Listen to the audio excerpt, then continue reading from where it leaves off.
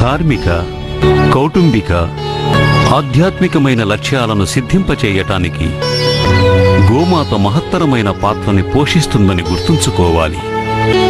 మీరెప్పుడూ కూడా మరచిపోకూడదు. గోవు హవిదుర్గాదేవి.